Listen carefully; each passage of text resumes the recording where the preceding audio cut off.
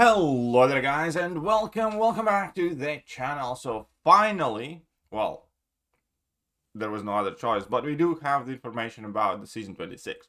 It is worth noting that Kabam is very bad with posting information now upfront about Battlegrounds because they could have not made the post. We could have logged in the game and saw the nodes from the off-season nodes.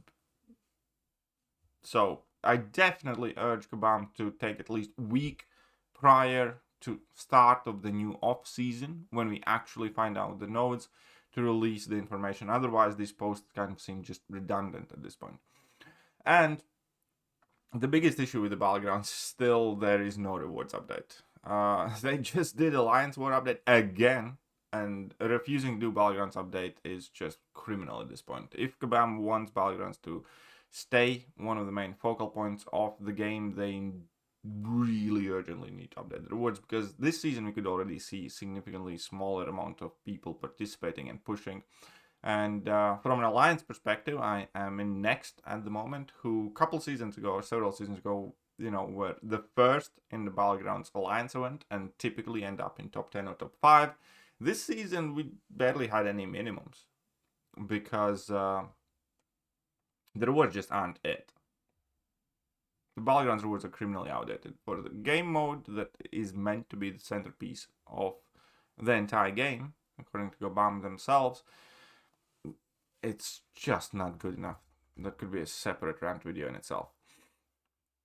Right, so we all know the dates. Pre-season from Wednesday the 12th till February the 19th. Gladiator circuit buff metas, weeks 1 and 2, and then 3 and 4, so we get 2 metas per season again. Pre-season victory track, the entire season, we have Umbral Vanguard, which is effectively the Deathless Thanos synergy for the Deathless champions. So Guillotine on activation, special 1 inflicts an unstacking 150% neutralize. That will be relevant. And She-Hulk, punching the opponent's special or heavy attacks grants grit buff for 10 seconds, so you effectively can ignore Unstoppable as well with a Deathless She-Hulk. King Groot and Vision, I'm not even going to read out those. But fine, Vision, Fury max stack increases by 6 and that pause increased by 5 seconds. It is kind of good for Vision, but I doubt we can see much of it. And the Defender buffs is Fight or Flight. So every 12 seconds, the Defender gains Unstoppable buff for 4 seconds. If you're far away from the Defender, then you gain the Unstoppable instead. We have Limber 2.1. And that is each time the defenders receive a stun debuff, they reduce the duration of further stun debuffs by 20%. And Dauntless. So it's basically Fight or Flight.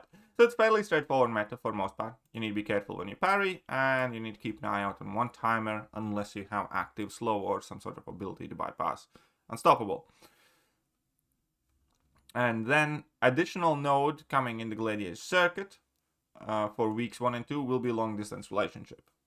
Now, so you gain a buff every 3 seconds. If you're close, that's 10% weakness. And if you're far away from the defender, these weaknesses start to gradually fall off. It's meant to kind of like slow the fight down. This could be a fairly finicky-ish type of meta where you need to balance where you're in or out, because you will have the Unstoppable to look out for and the weakness buffs. So weakness buffs by default will typically kind of make the fights longer. Nothing else, and there is pretty much nothing boosting your damage. So it doesn't necessarily look like a nuke meta at all, but it also seems like a meta where you can use vast majority of the champions. And, it's fair, I suppose. We'll see which champions come out on top. But,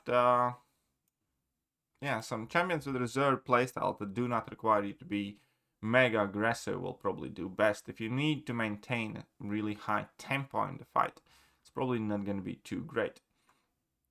I will make MVP videos shortly, especially after I have gotten a bit to test out the new metas in the upcoming days after I'm done with Epoch of Pain.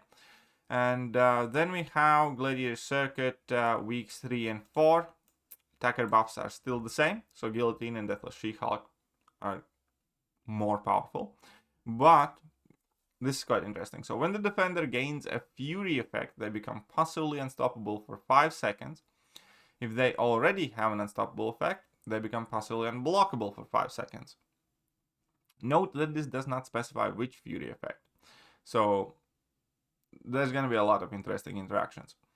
Additionally, we have Stoppable Punish Special. Punishing the defender's special attack grants attacker grit passive for 10 seconds, pause during the attacker's special attacks, and while the striker is active. So 100% will have to utilize this. Champions whose special attacks cannot be punished, might become a bit harder. And additionally, we have Repetitive Hate. Each time the attacker throws the same special attack, the defender gains a passive Fury, granting 50% of the attack. If the attacker lands a heavy attack, remove one of these Fury stacks. However, at that point, they will have already went unstoppable because of the fuel to the fire. So you cannot use champions who have, repetitive special attacks in their rotation. You need to use like level 2, level 1 rotation, or level 1, level 2 for the most part, unless you have ways to deal with it unstoppable, which you kind of do. So in theory, you use, let's say, a level 1, bait out a level 1 from your opponent, punish that, and then you can use level 1 in relatively quickly and, land in your heavy attack, or just punish it again quickly. So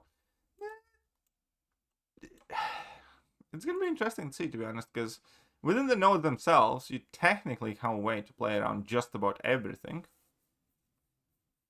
But I'm sure that they will still catch people off guard. For instance, champions that randomly get Fury buffs themselves, typically looking at some Cosmic class champions. Somebody like, Galen, every time he throws level 1, will go unstoppable.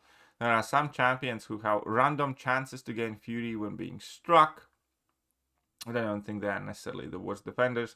Somebody like Venom could catch people off guard when he randomly, he gets a Fury of his timer.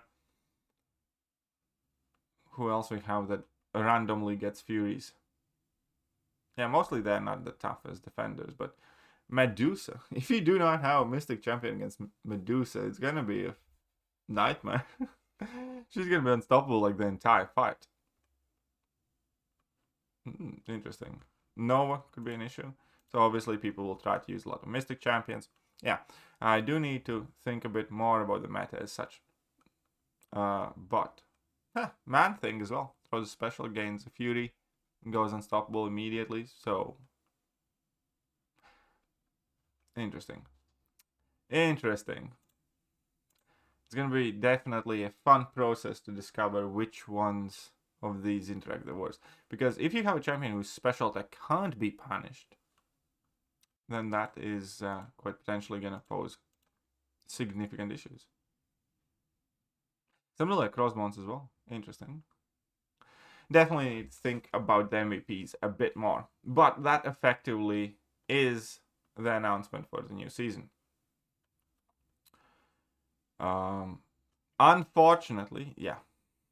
No rewards buff. It's honestly mind-boggling at this time. How are we still on Thronebreaker EQ? How Battlegrounds rewards haven't been buffed in like well over a year? Honestly, what the? But hey, we do get a new emote. That's some nightmare food. That is some nightmare food. Either way, that is the new Battleground season. I better get back to Epoch of Pain, and I'll catch you guys soon. Bye-bye. Hello there, guys, and welcome back to the channel. So we have all the information about the next